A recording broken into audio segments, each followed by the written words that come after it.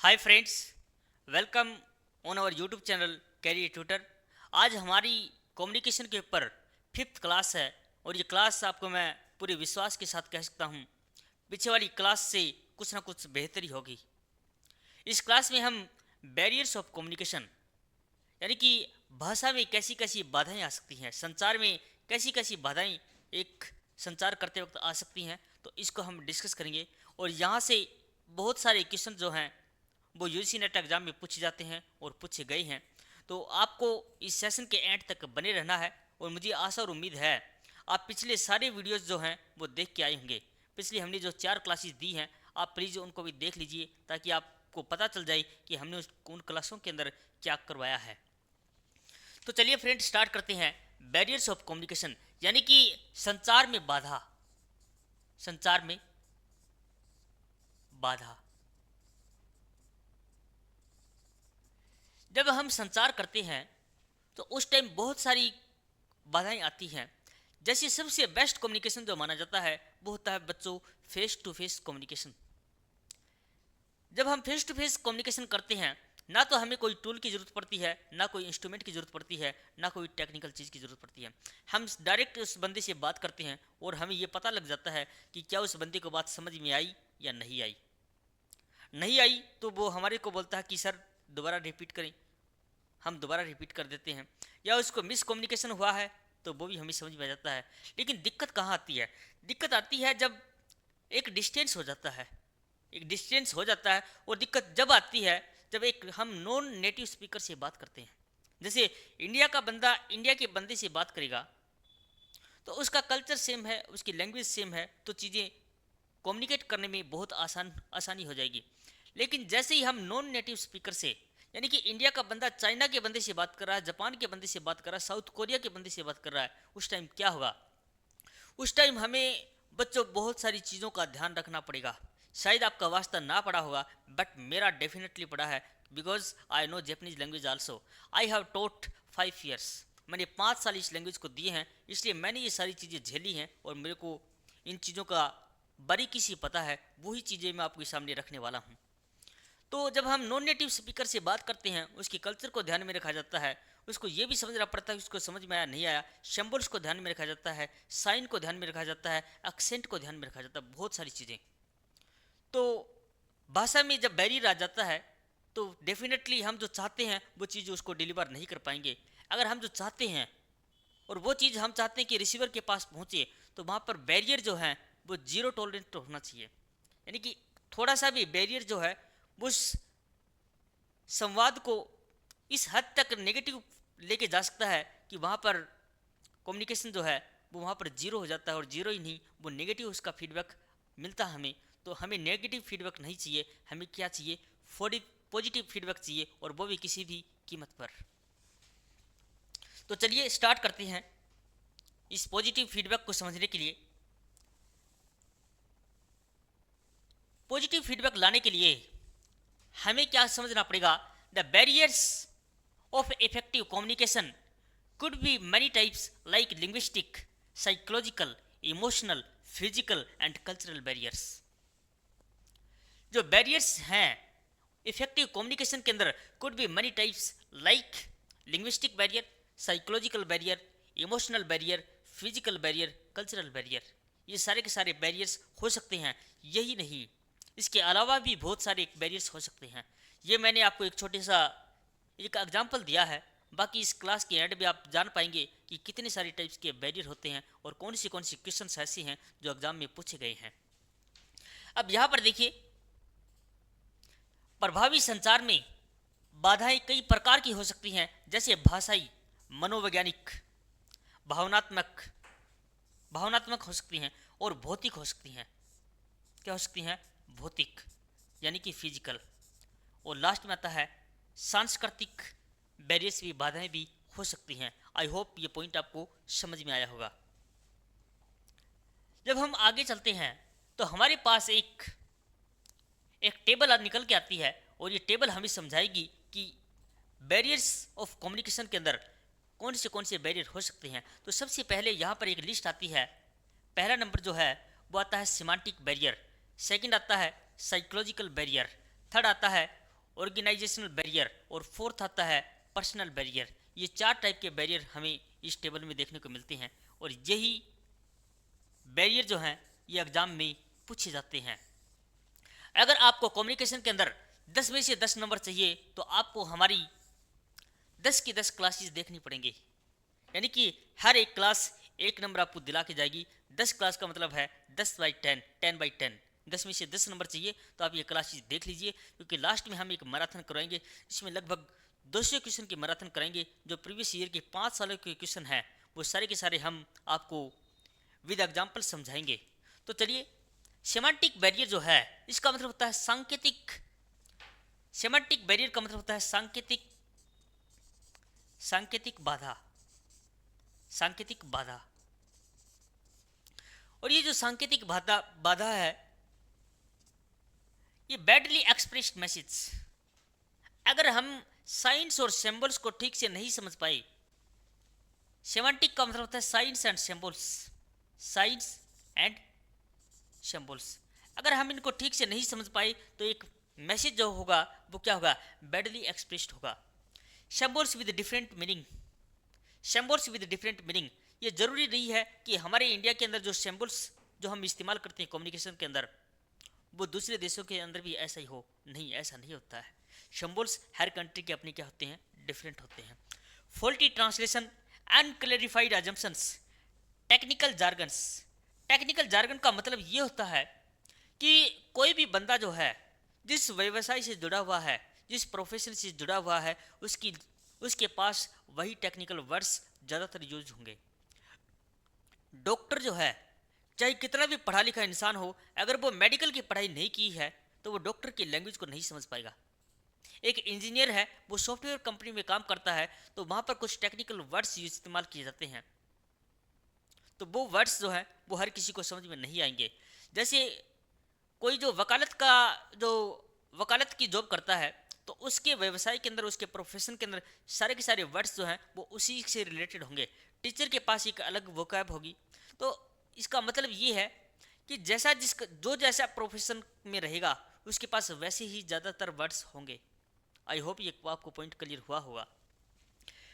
Body language and gestures, तो ये सारे के सारे किसके अंदर आते हैं, ये हमारे सेमांटिक बैरियर के अंदर आते हैं। कि body language and gestures decoding, बहुत बार मैंने आपको बताया था कि हर कंट्री का अपना एक साइंस एंड सिंबल्स, उसकी लैंग्वेज, उसकी बॉडी लैंग्वेज, जेस्चर हैं, उसकी भाषा है। और इसको मैं आगे थोड़ा सा डिस्कस करूंगा। आपको अगर अभी बताने लग गया तो शायद आप कंफ्यूज हो जाएंगे। नेक्स्ट आता है साइकोलॉजिकल बैरियर। साइकोलॉजिकल बैरियर की बात करें तो ये मनोवैज्ञानिक बाधा है। इंसान का माइंड जो है, मान लीजिए किसी इंसान ने किसी इंसान के बारे में सेट कर लिया कि मैं जिस इंसान से मिलने जा रहा हूं वो तो इस टाइप का होगा, लेकिन ये हमारी जो परिकल्पना है किसी इंसान के बारे में, क्या स्टिक हो सकती है? नहीं। हम किसी इंसान से मिले बगैर, उससे बातचीत नहीं किए बगैर हम उसके बारे में नहीं कह सकते कोई वो इंसान कैसा है, वो इंसान कैसा है। तो परिकल्पना भी हो सकती है। Lack of attention, psychological barrier जो है वो लैक ऑफ अटेंशन। जब हम किसी चीज़ों पे ध्यान नहीं देते हैं तो भी हमारे मिसकम्युनिकेट हो सकता है। कोई चीज़ बताना कुछ आता है और उसके माइंड में कुछ और डल जाती है, तो लैक ऑफ अटेंशन की वजह से भी क्या हो सकता है, साइकोलॉजिकल बैरियर हो सकता है। और ये मैंने आपको बताई दिया, प्रीमैच्योर इवोल्यूशन, किसी के मतलब इवेल्यूट करना, उसका मूल्यांकन कर लेना, पहले से अपनी धारणा बना लेना, उसको कहते हैं premature evolution. Loss by transmission and poor retention. Poor retention का मतलब है कि चीज़ें याद ना कर पाना, चीज़ें याद न रख पाना, यानी कि रिटेन का मतलब है कि उस चीज़ के ऊपर वापस न जा पाना, तो उसको बोलते हैं रिटेंशन। अब हमारे पास आता है डिस्ट्रेस। तो सबसे जो साइकोलॉजिकल बैरियर की मेन जो पॉइंट है वो है डिस्ट्रेस्ट, यानी कि क्या, विश्वास में कमी होना, डिस्ट्रस्ट होना, विश्वास में कमी होना। जब तक हम किसी बंदे के ऊपर विश्वास नहीं करेंगे तो हमारी धारणाएं क्या होंगी, सारी की सारी गलत होंगी। बहुत बार ऐसा होता है हमारे समाज में कि हमारे समाज में कोई बंदा बात करता है तो हमारी उसके प्रति एक इमेज होती है कि ये हमेशा बहुत कम सच्चाई बोलता है। अगर वो सच्चाई बोल रहा है तो भी हमें उसकी बातों पे यकीन नहीं होता है, तो इसको बोलते हैं डिस्ट्रस्ट होना। तो अगर आपको अगर कम्युनिकेशन बेस्ट से बेस्ट करना है तो उस बंदे के ऊपर विश्वास करना पड़ेगा। जब तक हमें विश्वास नहीं होगा तब तक हमें यही लगेगा कि शायद वो पता नहीं झूठ है या सच है। तो ये साइकोलॉजिकल बैरियर के अंदर आती हैं। ऑर्गेनाइजेशनल बैरियर, ऑर्गेनाइजेशन के अंदर क्या होता है कि एक चैन सिस्टम होता है, एक टॉप होता है, फिर मिडिल होता है, फिर लोअर लेवल होता है। तो यहाँ पर क्या होता है, मान लीजिए जो लोअर लेवल का बंदा है, कोई लोअर लेवल का बंदा है, जैसे यहाँ पर एक चेन है, ये एक चेन है, यहाँ पर एक टॉप है, यहाँ पर ये मिडिल है और यहाँ पर लोअर लेवल का। इस बंदे के इस लेवल के ऊपर क्या है, इंफॉर्मेशन है, यहाँ पर क्या है, इंफॉर्मेशन है, और ये इंफॉर्मेशन इस लेवल पे पहुँचाना चाहता है। ये लेवल यहाँ तक जानी चाहिए, ये इंपॉर्टेंट है। मगर जो बीच के लेवल हैं, तो ये बंदा घबरा रहा है कि शायद अगर ये मेरे पास इंफॉर्मेशन है, अगर ये शायद सच नहीं है, तो यहाँ से मेरा पत्ता कट हो सकता है, यानी कि मेरा इसके ऊपर क्या पड़ेगा, नेगेटिव इम्पैक्ट पड़ेगा, मेरी इमेज खराब होगी। तो यहाँ पर क्या हो सकते हैं, ऑर्गेनाइजेशन की पॉलिसी होती है, रूल्स एंड रेगुलेशंस होते हैं, स्टेटस होता है, कॉम्प्लेक्सिटी इन ऑर्गेनाइजेशनल स्ट्रक्चर। एक ऑर्गेनाइजेशन के अंदर कुछ ट्रांसपेरेंसी होनी बहुत ज़रूरी है। क्या होनी ज़रूरी है, ट्रांसपेरेंसी, यानी कि जो बंदा नीचे लेवल का है वो भी टॉप लेवल मैनेजमेंट से बात करने में न झिझके और उसकी बात को स्वीकार किया जाए, उसको एक्सेप्ट किया जाए। यानी कि जब तक ट्रांसपेरेंसी नहीं होगी ऑर्गेनाइजेशन के अंदर, तब तक कम्युनिकेशन ठीक से नहीं हो पाएगा। तो अगर आप कोई भी संस्था चलाते हैं, कहीं पर भी आप जॉब करते हैं, मान लीजिए आप टीचर हैं और आप कोई बात जो है वो प्रिंसिपल तक पहुंचाना चाहते हैं, मगर आपका कम्युनिकेशन ठीक से नहीं है, वो प्रिंसिपल आपसे भरोसा ही नहीं करता हो सकता है कि आपकी इमेज खराब हो उस प्रिंसिपल के प्रति, हो सकता है प्रिंसिपल की इमेज आपके लिए खराब हो, तो दोनों ही कारण हो सकते हैं। तो कम्युनिकेशन के अंदर क्या होनी चाहिए, ट्रांसपेरेंसी होनी चाहिए। एक बेस्ट ऑर्गेनाइजेशन के अंदर क्या होनी चाहिए, ट्रांसपेरेंसी। फिर है पर्सनल बैरियर। पर्सनल बैरियर हो ऐसा भी हो सकता है हमारी किसी से ना बनती हो। मान लीजिए ये मेरे पास ये सौरभ बैठे हैं, ये सारा टेक्निकल काम संभाल रहे हैं, और सौरभ को कोई प्रॉब्लम है और सौरभ जो कोई बात जो है वो मेरे तक पहुंचाना चाहते हैं। हो सकता है कि सौरभ की मेरे प्रति सौरभ की इमेज खराब हो या मेरी सौरभ के प्रति इमेज खराब हो, तो क्या कम्युनिकेशन हो पाएगा, नहीं हो पाएगा। इसके अंदर दोनों के अंदर क्या होना चाहिए, एक ट्रस्ट होना चाहिए, एक हमारे अंदर क्या होनी चाहिए, ट्रांसपेरेंसी होनी चाहिए। तो ये सारे के सारे बैरियर्स थे। यहाँ पर fear of challenge of authority आ सकता है, लैक ऑफ कॉन्फिडेंस आ सकता है, superior on his subordinate, unwillingness to communicate आ सकता है, and lack of poor incentives आ सकता है। तो ये सारे के सारे पॉइंट्स हैं, ये सारे के सारे इंपॉर्टेंट हैं। यहाँ पर जो भी नीचे पॉइंट दिया गया है ये अक्सर एग्जाम के अंदर डाल दिए जाते हैं और यहीं से आपके क्वेश्चन बन जाते हैं। तो यहाँ से मैंने इसको वीआईपी कर दिया है, वेरी वेरी इंपॉर्टेंट ये स्लाइड है, आप इसको कॉपी कर लें एक बार। चलिए जी नेक्स्ट बढ़ते हैं हम। फिजिकल बैरियर मैंने आपको बता दिए हैं। फिजिकल बैरियर हो सकता है, फॉल्टी इक्विपमेंट हो सकते हैं। फिजिकल बैरियर की देखें तो यहाँ पर क्या हो सकते हैं, फॉल्टी इक्विपमेंट हो सकते हैं, used for communication, closed cabins हो सकते हैं। यानी कि जो भी हम जो टूल इस्तेमाल करते हैं वो अगर फॉल्टी हैं, ठीक से काम नहीं कर रहे हैं, तो कम्युनिकेशन ठीक से नहीं होगा, वो भी क्या बन सकते हैं, बाधा बन सकते हैं। अब हम नेक्स्ट चलें, साइकोलॉजिकल बैरियर, ये मैं आपको बता चुका हूं। पर्सनल बैरियर, ऑर्गेनाइजेशन के बैरियर की मैं आपसे बात कर चुका हूं कि ऑर्गेनाइजेशन के अंदर कैसी कैसी बाधाएं आ सकती हैं। इसके अंदर सबसे पहला एक ही चीज़ याद रखनी है, क्या होना चाहिए, ट्रांसपेरेंसी होनी चाहिए।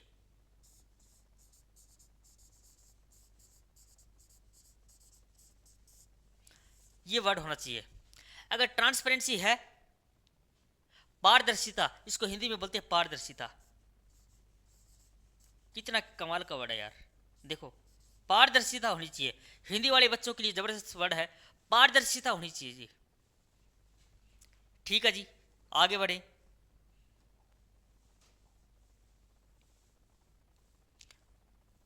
पर्सनल बैरियर को भी ऊपर हम बात कर चुके हैं। व्यक्तिगत बाधाएं भी हो सकती हैं किसी इंसान के अंदर। संवाद करने की अनिच्छा अप्रभावी संचार का एक कारण हो सकता है। यानी कि आप किसी बंदे को बात बताना चाहते हैं और सामने वाला सुनने के लिए तैयार नहीं है, तो क्या संवाद हो पाएगा? नहीं हो पाएगा। तो ये क्या हो सकती है? अनविलिंगनेस हो सकती है। और ये किस में आएगा? ये व्यक्तिगत बाधाओं में आएगा। ठीक है जी। अब हम आते हैं मुद्दे के ऊपर। मैं आपको जो काम का टॉपिक है जो एग्जाम में आएगा वो आपको बताना चाहता हूँ। ठीक है जी। कल्चरल बैरियर्स यानी कि सांस्कृतिक संचार बाधाएं वे बाधाएं हैं जो विभिन्न सांस्कृतिक पृष्ठभूमि के व्यक्तियों के बीच प्रभावी संचार में बाधा डालती हैं। ये बाधाएं भाषा, विश्वास, मूल्यों और मानदंडों में अंतर से उत्पन्न होती है। जबरदस्त पॉइंट है जी। इसको आप क्या कर लें, इसको आप अंडरलाइन कर लेते हैं। ये जो पॉइंट है ये वेरी वेरी इंपॉर्टेंट है हिंदी और इंग्लिश दोनों वाले बच्चों के लिए। सो जो कल्चरल कम्युनिकेशन है, cultural communication barriers are obstacles, क्या है? बाधा है। Hinder to effective communication between individual from different cultures backgrounds.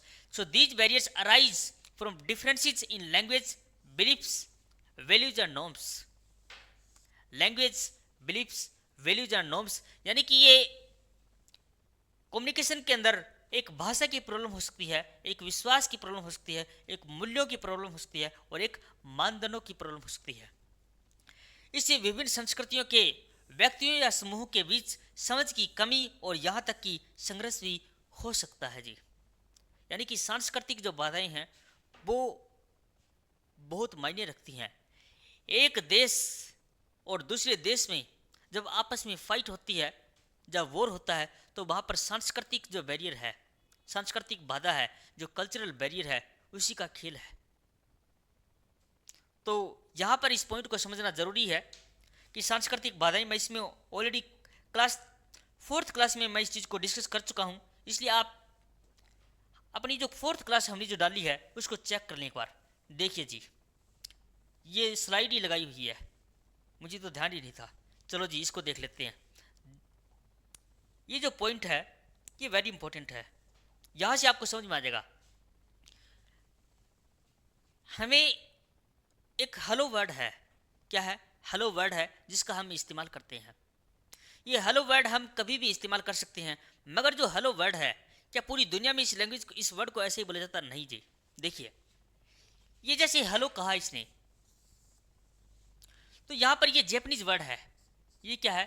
Japanese word है। इसको कोनिचिवा कहते हैं। ये रहा कोनिचिवा, कोनिचिवा। इसको जैपनीज में क्या कहते हैं? कोनिचिवा कहते हैं। इंग्लिश में क्या कहते हैं? इसको हेलो कहते हैं। ये इंग्लिश हो गया। यहाँ पर नी हाउ, ये बच्चों चाइनीज वर्ड है। ये क्या है? चाइनीज। यहाँ पर ये देखो, ये क्या लिखा हुआ मेरे तो समझ से बाहर है। ये जो है ये कोरियन वर्ड है। और यहाँ पर बोंजो जो है ये फ्रेंच वर्ड है। तो यहाँ आपने देखा होगा, यहाँ से आप देख रहे हैं कि ये बंदा है, ये भी हेलो ही कह रहा है, ये भी हेलो ही कर रहा है। जैपनीज, चाइनीज भी हेलो कर रहा है, कोरियन भी हेलो कर रहा है और ये फ्रेंच वाला भी हेलो कर रहा है। मगर इनकी देखिए, क्या ड्रेस सेम है? नहीं। अगर ड्रेस सेम नहीं है तो इनका कल्चर भी डिफरेंट है, और कल्चर डिफरेंट है, इनके वैल्यूज भी डिफरेंट हैं, इनके नॉर्म्स भी डिफरेंट हैं, इनके फीलिंग्स भी डिफरेंट हैं। यानी कि सारी चीज़ें सेम है। तो वर्ड सेम है हेलो, कहने का मीनिंग यानी कि इसका भाव सेम आ रहा है, मगर कहने का तरीका सबका क्या है? डिफरेंट है। जैसे इंग्लिश में हेलो कहता है, जैपनीज के अंदर कोनिचिवा कहता है, चाइनीज के अंदर नी हाउ कहता है, और कोरियन के अंदर मुझे ध्यान नहीं क्या कहता है, और ये फ्रेंच के अंदर क्या कहता है? बोंजो। तो ये क्या है? कल्चरल बैरियर्स है।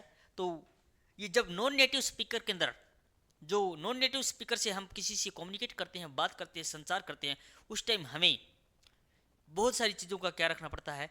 ध्यान रखना पड़ता है। ठीक है जी, आई होप यहाँ तक आपको समझ में आया होगा। आगे बढ़ते हैं जी।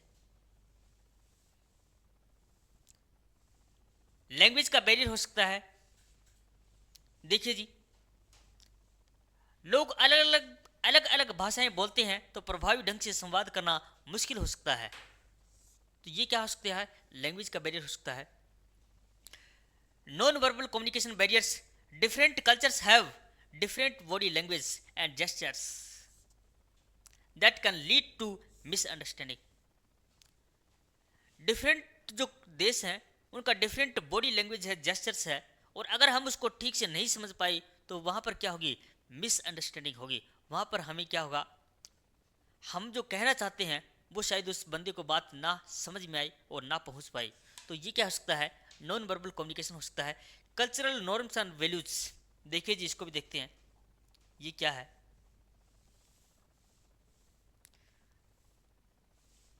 ये पॉइंट है कि सांस्कृतिक मानदंड और मूल्य, विभिन्न संस्कृतियों के लोगों की अलग अलग मान्यताएं और मूल्य होते हैं, तो उनके संवाद करने के तरीके को प्रभावित कर सकते हैं। हर लोगों की अलग अलग, अपनी जितने भी दुनिया में धर्म हैं उनकी अलग अलग मान्यताएं हैं, तो सारी की सारी धर्म की मान्यताएं अलग हैं। तो वहाँ पर हमें क्या करना पड़ेगा, हमें उन लोगों की मान्यताओं की रिस्पेक्ट करनी पड़ेगी। अगर हम ठीक से कम्युनिकेशन करना चाहते हैं तो हमें उन लोगों की जो वैल्यूज हैं, जो नॉर्म्स हैं, जो उनके बिलीफ्स हैं, उनको क्या करना पड़ेगा, उनको एक्सेप्ट करना पड़ेगा। तब जाके हमारा बेहतर क्या होगा, एक इफेक्टिव कम्युनिकेशन होगा। ठीक है जी। अब यहाँ पर एक ज़बरदस्त पॉइंट आता है, वो समझाना बहुत ज़रूरी है, और डेफिनेटली यहाँ से किस एग्जाम में क्वेश्चन पूछे जाते हैं। ठीक है जी। और वो पॉइंट जो है वो मैं आपको बताने जा रहा हूँ, वो है concept of high culture and low culture. Concept of high culture and low culture, ये इंपॉर्टेंट है। जो हाई कल्चर और जो लो कल्चर कंसेप्ट है ये बहुत इंपॉर्टेंट है, इसको मैं आपको समझाता हूँ। जो उच्च संदर्भ और निम्न संदर्भ संस्कृतियों की अवधारणा, इसको हिंदी में कहते हैं जी। ये जो कंसेप्ट ऑफ हाई कल्चर और लो लेवल कंसेप्ट है, ये एक एंथ्रोपोलॉजिस्ट हुए हैं एडवर्ड टी हॉल, इसको बोलते हैं मानव विज्ञानी। मानव विज्ञानी, इस बंदे ने एक कंसेप्ट दिया, क्या, हाई कल्चर और लो कल्चर, और ये किसके अंदर दिया, द साइलेंट लैंग्वेज के नाम से इसने एक बुक लिखी, और ये 1959 के अंदर 1959 के अंदर पब्लिश होती है, और इसने इस बुक का नाम था द साइलेंट लैंग्वेज। इसके अंदर इन्होंने हाई कल्चर और लो कल्चर का कंसेप्ट दिया है। अब देखिए, ये इसने एक लाइन बोलता है, और ये लाइन बड़ी जबरदस्त है, और यह कई बार एग्जाम में पूछी जाती है कि culture is communication and communication is culture. Culture is communication और कम्युनिकेशन इज कल्चर, यानी कि संस्कृति संचार है और संचार संस्कृति है। ये लाइन लो जी, अंडरलाइन कर देता हूं, याद रह जाएगी आपको। ये बोलता है कि कल्चर जो है वो कम्युनिकेशन है, और जो कम्युनिकेशन है वो क्या है, कल्चर है।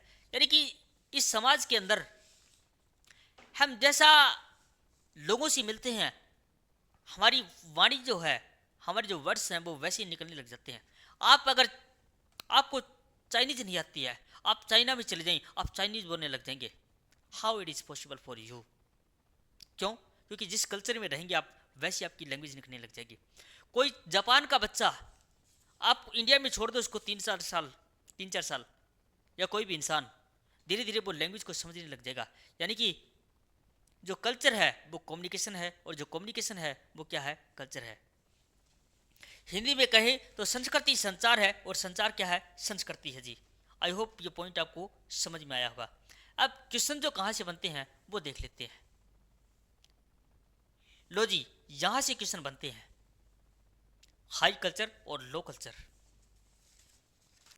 यहां से आपके पास कई सारे क्वेश्चन जो हैं वो बनते हैं, और इसको मैं अच्छे से समझाने की आपको कोशिश करूंगा। ठीक है जी। देखिए, high context culture have a communication style based on body language tone and overall context. ठीक है जी।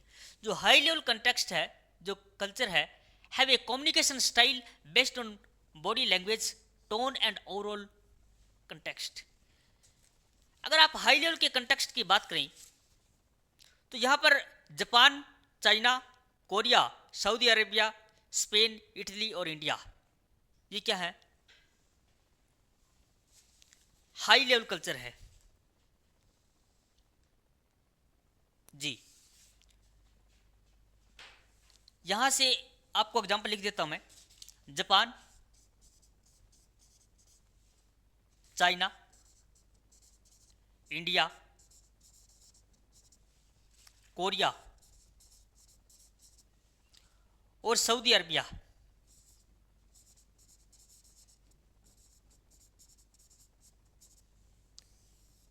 ये जो देश हैं यहाँ पर हाई लेवल कल्चर का इस्तेमाल किया जाता है, हाई लेवल कंटेक्स्ट कल्चर। यानी कि ये जो देश हैं यहाँ पर नॉन वर्बल कम्युनिकेशन के ऊपर ज़्यादा जोर दिया जाता है, नॉन वर्बल कम्युनिकेशन। ठीक है जी। जापान हो गया, चाइना हो गया, इंडिया हो गया, कोरिया हो गया, सऊदी अरबिया, इन देशों के अंदर हाई लेवल कंटेक्स्ट कल्चर का इस्तेमाल होता है। यानी कि यहाँ पर जो कम्युनिकेशन जो होता है, हम अगर देखें इंडिया के अंदर तो बहुत सारी चीज़ें हम इशारों में बात करते हैं। यानी कि हम वर्ड्स का इस्तेमाल कम करते हैं, हम बॉडी लैंग्वेज का इस्तेमाल ज़्यादा करते हैं। इसको हाई कंटेक्स्ट कल्चर कहते हैं। अगर आप इंडिया में देखें तो बहुत सारी चीज़ें आप शेयर नहीं करते, किसी को बताते भी नहीं, मगर आपका जो दोस्त है, जो जिगरी दोस्त है, जो लंगोटिया यार है, वो समझ जाएगा कि ये क्या कहना चाहता है। और अगर आप लड़की हैं तो आपकी मम्मी जो है वो आपका जो फेस देख के वो बता देगी कि आपको क्या प्रॉब्लम है। तो आई होप ये समझ में आया होगा। फिर हम बात करते हैं कि लो लेवल कंटेक्स्ट कल्चर की। सो लो कंटेक्स्ट कल्चर जो है are more straightforward and explicit. यहीं से आपको समझ में आ गया होगा कि लो लेवल जो कंटेक्स्ट कल्चर है यहाँ पर वर्डों शब्दों का ज़्यादा इस्तेमाल होता है।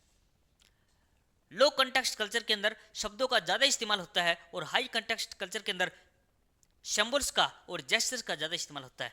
अगर हम इस लो कंटेक्स्ट कल्चर के अंदर अगर बात करें, ये क्या है, ऑपोजिट किसका है, डायरेक्ट वर्बल कम्युनिकेशन का, needed properly understand a message being communication and relies heavily explicit verbal skill. यानी कि यहाँ पर शब्दों का ज़्यादा इस्तेमाल होता है किसके अंदर, लो कंटेक्स्ट कल्चर के अंदर।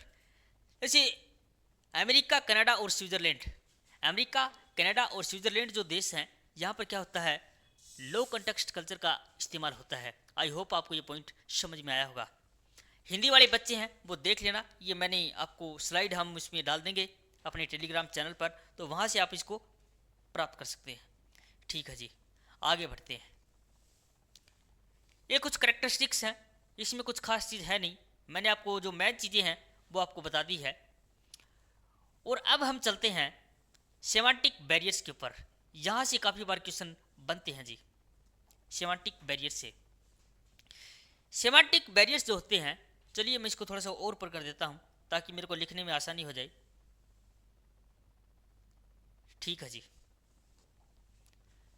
तो जो सेमांटिक बैरियर होते हैं, semantic barriers are, it's important to understand what semantic means. इस सेमांटिक का मतलब क्या होता है पहले तो ये जान लो। Semantic is the study of meaning, science and symbols used for communication. Semantic means is the study of meaning, science and symbols used for communication. यानी कि मीनिंग का, साइंस का और सिंबल्स की स्टडी करना सेमांटिक कहलाता है, सांकेत।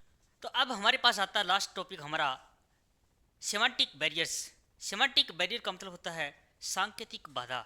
मैं आपको ऑलरेडी बता चुका हूँ कि बहुत सारी कंट्रीज ऐसी हैं जिनके साइंस और सिंबल्स और जेस्चर्स जो हैं वो डिफरेंट हैं। इंडिया के जेस्चर्स अलग हैं, साइंस अलग हैं, सिंबल्स अलग हैं। पाकिस्तान में जाओगे तो शायद मिलते जुलते होंगे, लेकिन चाइना के अंदर देखोगे, आप जापान के अंदर देखोगे, आप साउथ कोरिया के अंदर जाओगे, नॉर्थ कोरिया के अंदर जाओगे, तो वहाँ पर साइंस सिंबल्स जो हैं वो डिफरेंट हैं। तो एक भाषा के अंदर, एक लैंग्वेज के अंदर जब हम कम्युनिकेट करते हैं तो वहाँ पर जब हम नॉन नेटिव स्पीकर से बात करते हैं, जब हम किसी दूसरे देश के बंदे से बात करते हैं, हमें ये ध्यान रखना बच्चों बहुत ज़रूरी है कि वो उस बंदे का कल्चर डिफरेंट है, लैंग्वेज डिफरेंट है, भाषा डिफरेंट है। तो इसलिए हमें साइंस और सिंबल्स का क्या रखना चाहिए, ध्यान रखना चाहिए। तो जो बंदा कम्युनिकेट करता है जब नॉन नेटिव स्पीकर से, तो वहाँ पर एक वर्ड आता है सेमांटिक बैरियर। इस सेमांटिक बैरियर के अंदर हमारे पास दो टाइप के सेमांटिक बैरियर होते हैं।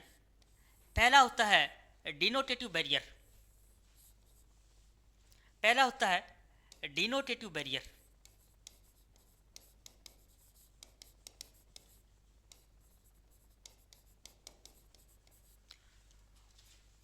और सेकंड हमारे पास आता है कॉनोटेटिव बैरियर।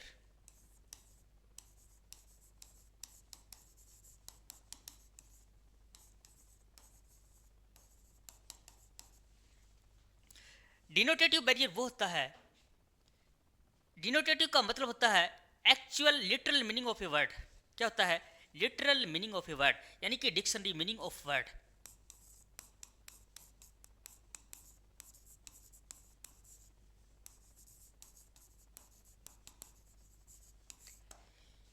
डिनोटेटिव बैरियर का मतलब होता है, इस डिनोटेशन का मतलब होता है dictionary meaning of a word, और कोनोटेटिव का मतलब होता है उस वर्ड को हमने किस कौन से मीनिंग के लिए इस्तेमाल किया है। जैसे एक हमारे पास वर्ड है ब्लू। क्या है? ब्लू। यहां लिख देता हूं। ये जो ब्लू वर्ड है इसका रिलेशन किससे है? डिक्शनरी के हिसाब से कलर से है, ब्लू। मगर इस ब्लू का मतलब ये भी हो सकता है it can be used for sad feeling. जैसे कोई बंदा उदास है, उसकी फीलिंग्स अच्छी नहीं है, तो उसके लिए हम क्या यूज़ करते हैं? हम ब्लू वर्ड यूज़ कर सकते हैं। जैसे his mood is blue, his और हर मूड इज ब्लू। यानी कि ये जो ब्लू यूज हुआ है ये कलर के ऊपर नहीं यूज हुआ, इसका वर्ड जो है वो डिनोटेटिव हो गया। यानी कि हमने किस वर्ड के लिए इस्तेमाल किया गया है। और भी कई सारे वर्ड्स हैं, जैसे Hasina is feeling blue. Hasina is feeling blue, हम ये भी कह सकते हैं कि हसीना इज फीलिंग सैड। जैसे प्राउड वर्ड है, जो प्राउड का मतलब क्या होता है? अभिमान करना। लेकिन इसका हम एक दूसरे वे में भी इस्तेमाल कर सकते हैं, एरोगेंट होना।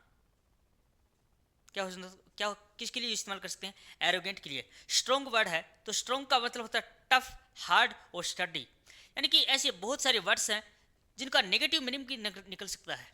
ये नहीं कि सिर्फ सारे के सारे पॉजिटिव, और किसी का न्यूट्रल वर्ड भी मीनिंग हो सकता है। तो एक वर्ड के हम दो तरीके से इस्तेमाल कर सकते हैं, एक डिक्शनरी मीनिंग और एक क्या, उसको किस तरीके से हमें इस्तेमाल करना है उसको हम कोनोटेशन कहते हैं। तो ये बहुत इंपॉर्टेंट था सेमांटिक बैरियर के अंदर, और ये दो टाइप का होता है और अक्सर इसको एग्जाम में पूछा जाता है सेमांटिक बैरियर। मैंने आपको ये बता दिया है कि सेमांटिक का मतलब क्या होता है। Semantic is the study of meaning, science and symbols used for communication. और सेमांटिक का मतलब होता है सांकेतिक भाषा। तो आज की हमारी क्लास यहीं पे एंड होती है। तो दोस्तों, अगर आपको ये वीडियो पसंद आया, आप दोस्तों को शेयर करें, चैनल को सब्सक्राइब करें, वीडियो को लाइक करना कभी ना भूलें। और मेरी आपसे रिक्वेस्ट है कि आप अपना जो टेलीग्राम चैनल है उसको ज्वाइन करें। वहाँ पर हम सारी की सारी PDF जो हैं वो फ्री ऑफ कॉस्ट अवेलेबल करवाते हैं। फिर भी आपको लगता है कोई डाउट है, you want to contact with us, so you can contact on our number 8901160064। ये हमारे नंबर हैं जो हमारी टेक्निकल टीम हैंडल करती है। आप इस पर कॉन्टैक्ट करें। जय हिंद फ्रेंड, मिलते हैं नेक्स्ट वीडियो में।